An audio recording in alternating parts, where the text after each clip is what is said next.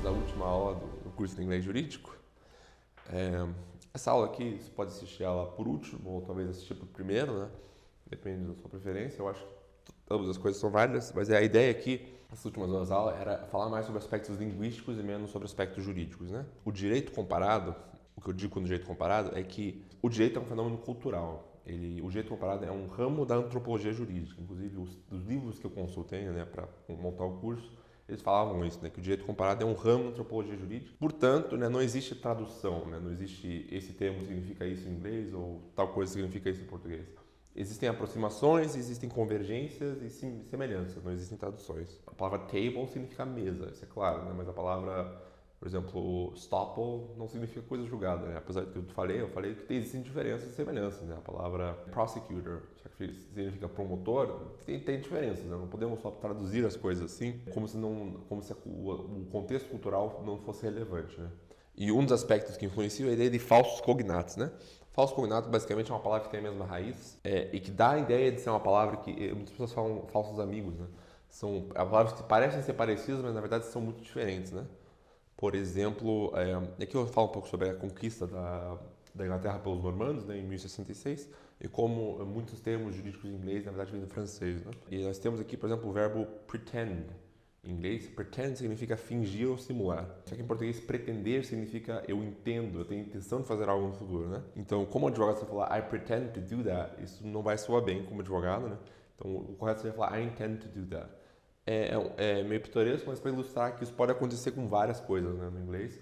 Então, é sempre bom checar e se assegurar de que a palavra que você está usando realmente significa o que você acha que ela significa. Alienação, por exemplo, alienation, ela é mais usada no sentido de, como no termo alienação parental, né? Ela não é muito usada no termo de transferir propriedade, né? Então, se fala conveyance ou property transfer, para a ideia de alienação no inglês jurídico, né? Então temos que tomar muito cuidado, né? Por exemplo, law, né? Inclusive eu falo isso aqui. A palavra law em inglês não significa lei, ela significa mais direito, né? Tanto que Estado de Direito você traduz para Rule of Law. Ou quando você fala eu estudo Direito, você fala I am a law student, I study law. Então, o law significa todo o contexto normativo jurídico de um país ou de uma sociedade. Quando você fala de uma lei em sentido estrito, um pedaço de legislação, por isso que eu fiquei usando essa expressão, você fala statute, ou você fala act, ou se não for aprovado, você fala bill, se ele estiver sendo analisado pelo parlamento. Mas você não fala law, você não fala law 505.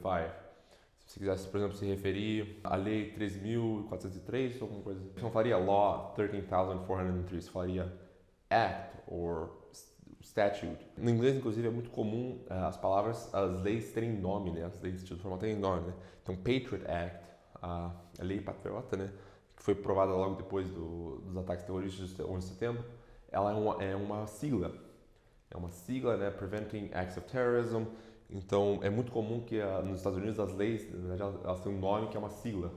Ou que elas têm um nome mesmo, né? Como Fair Labor Standards Act. Então, a lei dos... Aqui no Brasil também temos, né? Mas no Brasil é muito comum as leis terem número. Só que a palavra law efetivamente não significa lei, né? Então, tome muito cuidado com isso. Você vê muitas pessoas fazendo esse erro quando elas fazem o abstract para o TCC ou para o mestrado e elas traduzem lei para law. É incorreto fazer isso, né? Tem que ser para statute ou para act. Diferenças legais, né? Então, como eu disse, né, todas as palavras que nós podemos tentar fazer algum tipo de tradução por semelhança, elas estão inseridas em contextos jurídicos diferentes, né? Eu falei de estoppel como sendo tanto quanto semelhante tanto a coisa julgada quanto a preclusão, mas ainda assim tem diferenças, né? Numa linguagem técnica, o melhor a fazer, na verdade, se você estivesse escrevendo um livro, alguma coisa assim, seria deixar a palavra na linguagem original, em itálico, e explicar a diferença desse instituto jurídico para a nossa realidade, né? Mas se você estivesse comunicando com um cliente estrangeiro, um advogado estrangeiro, se você estiver lendo um texto estrangeiro, você precisa entender qual que é o que essa palavra significa, assim, se nós fôssemos tentar convertê-la para a nossa realidade, né? Mas não que isso seja igual coisa julgada ou a preclusão. É claro que é diferente, né? Então, nós ensinamos muitos termos novos ao longo desse curso, né? E vamos cobrá-los, né? Por exemplo, quando eu falei de adverse possession, comparei com o uso capião, né? São semelhantes, né? Mas não são iguais. Inclusive, nem mesmo em termos de compreensão cultural, em termos de função social. Então, nas perguntas que vocês têm que responder, vai estar escrito qual é a melhor tradução, qual é a coisa mais próxima. Não vai estar escrito qual é a tradução ou o que isso significa, né? Pergunta qual é a coisa mais parecida com isso no nosso sistema jurídico, né? Então, sempre mantenham isso em mente, não saiam por aí falando que a tradução disso é uma coisa, né? coisas parecidas, mas não tem nada igual, né, entre culturas, porque o direito efetivamente é um fenômeno cultural. Então, com isso, nós concluímos nosso curso, né? Tem que responder lá as perguntas e responder os 10 casos, para fazer o sumário de 50 palavras, assistir os vídeos e responder os questionários. Daí, com tudo isso, vocês terão concluído o curso, né? E temos um período de 12 meses para fazer tudo isso. E espero que tenha sido proveitoso, que vocês tenham conseguido expandir bastante o vocabulário jurídico de vocês. Espero que vocês também tentarem esses próximos cursos que nós vamos oferecer aí de alemão, francês jurídico. Então, muito obrigado, foi um prazer.